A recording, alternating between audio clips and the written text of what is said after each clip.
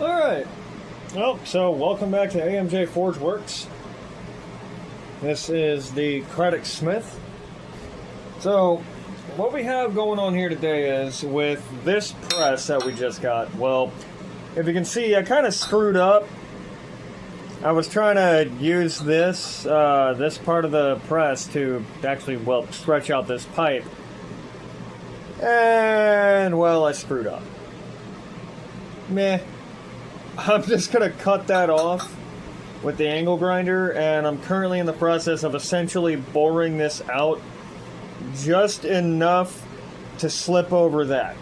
I'm going to be making some forging dies. The reason I'm using a shop press for this instead of an actual forge press is I can't get three-phase where I'm at. Anyway, I'm going to pause the feed until I get my mask on. And there we go. I got my mask on and saved y'all like 15 seconds of nonsense.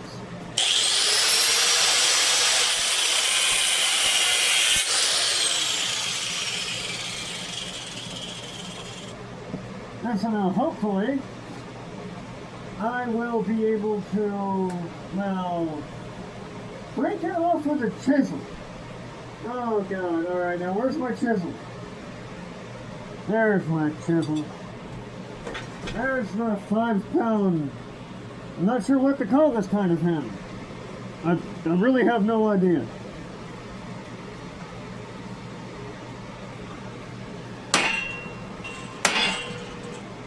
Oh boy.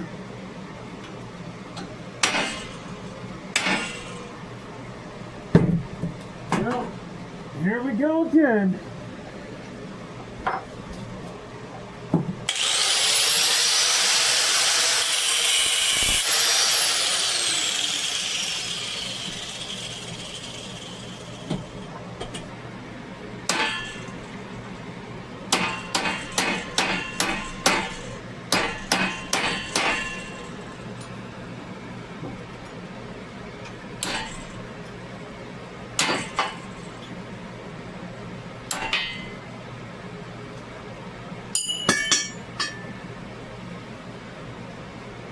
And there we go. It's not too bad. I didn't mess up the... whatever this part is called. I didn't really cut in too far to it. But as you can see, I definitely melted all that paint off. Just straight up burned it clean off. Anyway, this is how I'm doing this. I'm taking a flap wheel and our new drill press. And, well, I'm doing this with it. Basically, I'm using this to bore this out because I don't have a proper tool for that specifically. So I'm taking off, I don't know how much at a time, but at some point, I'm going to be able to slip this right over with no resistance. Oh my god, and look at that. Almost there too. Originally, what was on here was an 80 grit.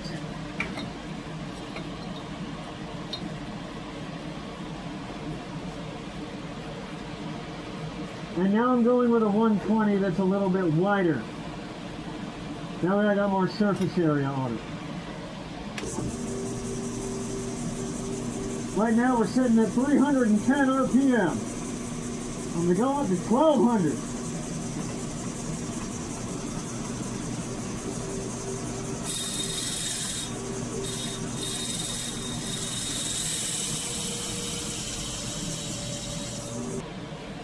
Alright, so that's not working too well. So I'm going to take this out and basically shave it down with a belt sander. And well, we'll see if this was enough. Where's the chuck? Okay, so that wasn't working anymore. The other size wasn't working. It was thinning the pipe out a little bit too much. So here we are again, back to doing this way.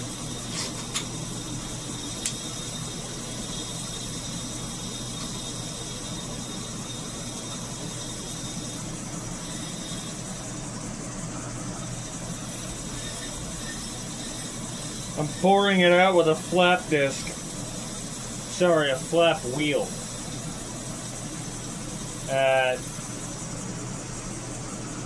Oh, she's up to 1280 now.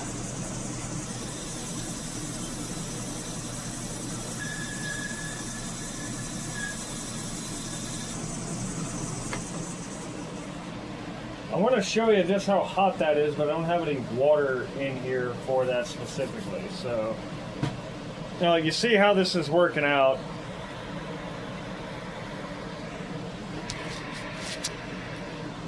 I'm gonna go ahead and kill the feed. It's now 15 minutes, so don't forget to like and subscribe. Follow us on Facebook at The Craddock Smith. When we get to 1,000 subscribers on YouTube and 1,000 followers on our business page, we'll be doing a cleaver giveaway. To the top 3 people who interact on our posts, they get a free mini cleaver that will be made from this. Top 3 people get a free mini cleaver when we get to 1,000 followers on Facebook business page and 1,000 subscribers on YouTube.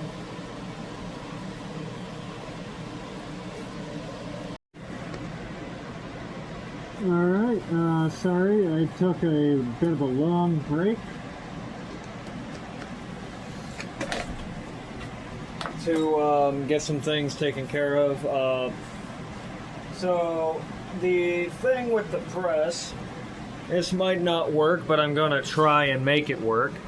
I've got that thinned out to about here. The thing's just kind of kept catching on fire.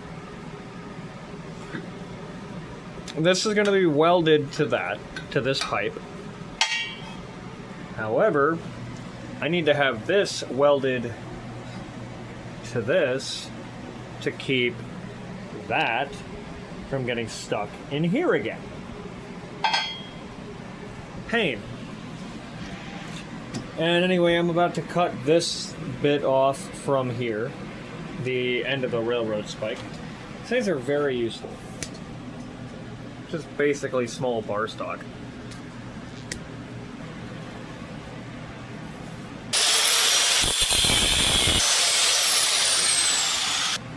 And there you go, well now it's off. Now, what I'm going to do here, because I'm using my Chicago Electric flux core welder, I believe it's the 125. I don't know, because this one doesn't say on the front. Oh. Yeah, this is the 125. And I get it to weld things like this to this without problem. But I still have to do some things. Crap. To the pieces that I'm working on in order to get them to work. Get the welds to stick. But basically what I'm going to do with the angle grinder, is make a bunch of cuts in the steel so that way it can penetrate it a little bit better.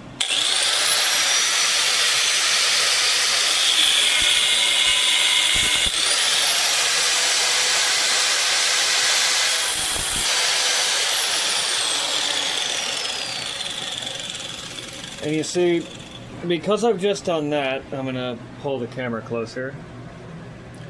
I've just given myself a lot more surface area for that arc to pull from. And I'll clean all that up with some acetone.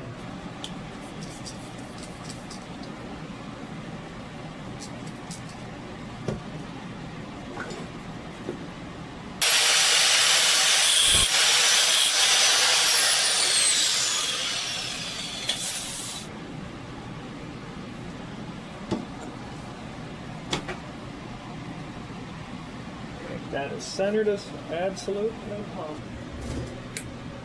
Alright, everything's hooked up. That'll work all right. I've got the wire feed set to 4 and it on maximum power, which is about I think it was between 18 and 22 volts.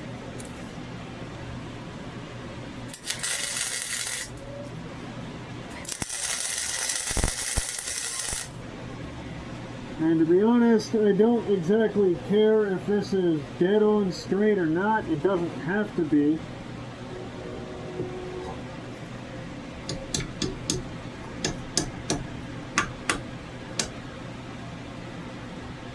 Oh, sad face.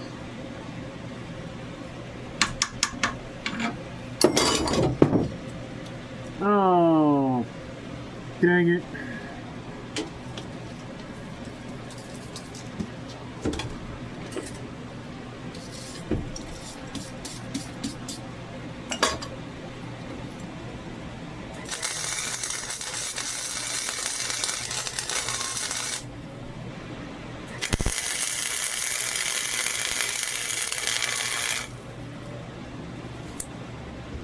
And all I'm trying to do right now is tack weld it on there.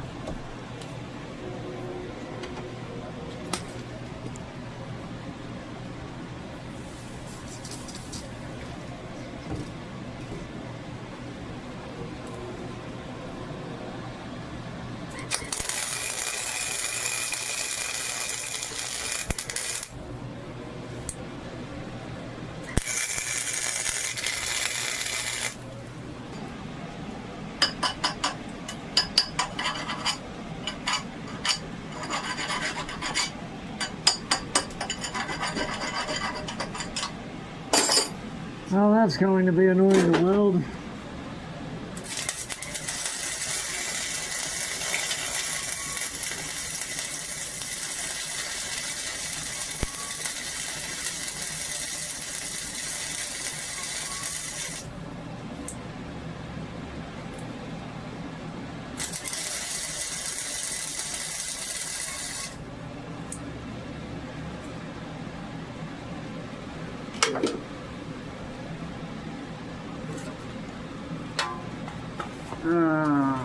There. Too much in here.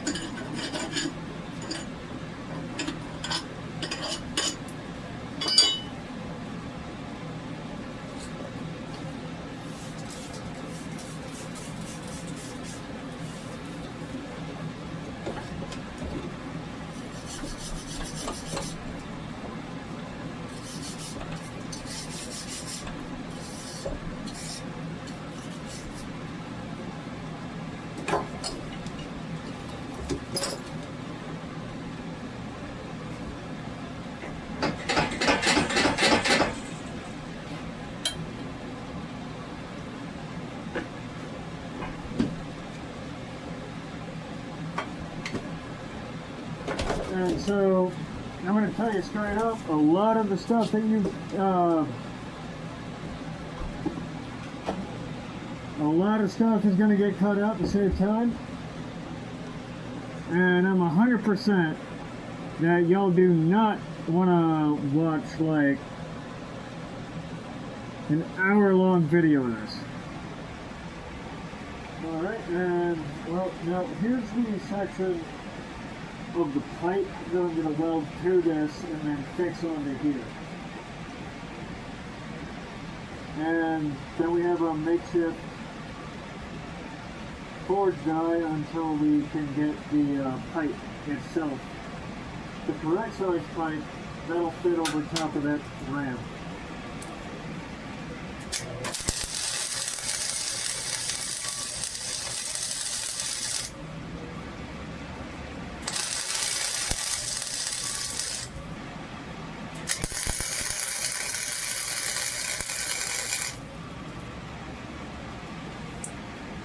Nice little tack weld for now. Sorry, I mean just to hold it on there.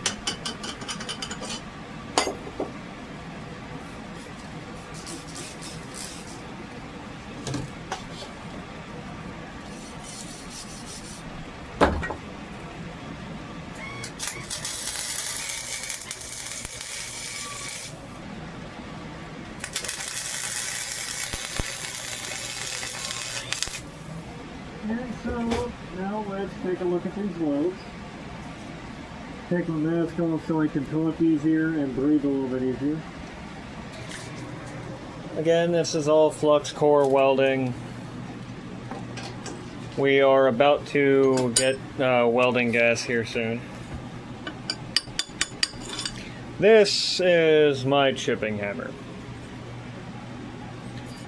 But just for the sake of it, let's call it a chipping knife.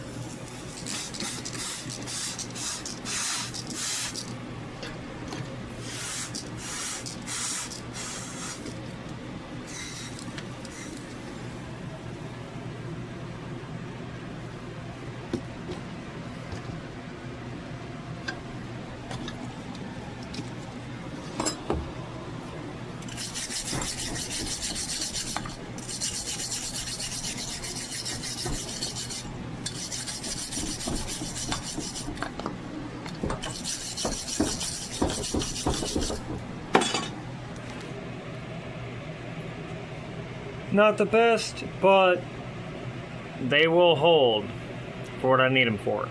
Those are just some crappy tie-ins in the center.